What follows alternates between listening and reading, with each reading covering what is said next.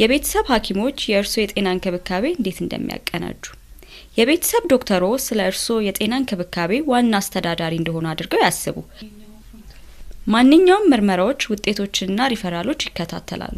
ወደ ልዩ ባለሙያዎች ወይም ስፔሻሊስቶች ከተመሩ የቤተሰብ ሐኪሞ ስለ ጤናው አስፈላጊ የሆኑ መረጃዎችን ስፔሻሊስቱ እንዲያውቅ ያደርጋሉ። ስለሆነም እርሶ ምንም አያስቡ። የቤተሰብ ሐኪም ለምን አስፈላጊ ነው? የቤተሰብ ሐኪም ወይም የመጀመሪያ ደረጃ እንክብካቤ ሐኪሞች ተብለው የሚጠሩት አብዛኛውን ጊዜ የእርሶ ዋና የጤና ክትትል አድራጊዎች ናቸው።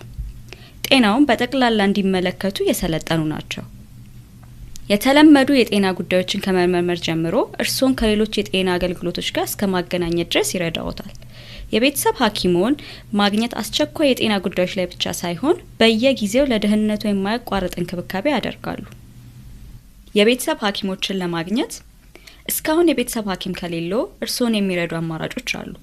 ሐኪም ለመፈለግ እርዳታ ለማግኘት 811 ይደውሉ። በአካባቢው የሚገኙ ሐኪሞችን ለማግኘት አልበርታ ፋይንድ ኤ ዶክተር ይመልከቱ።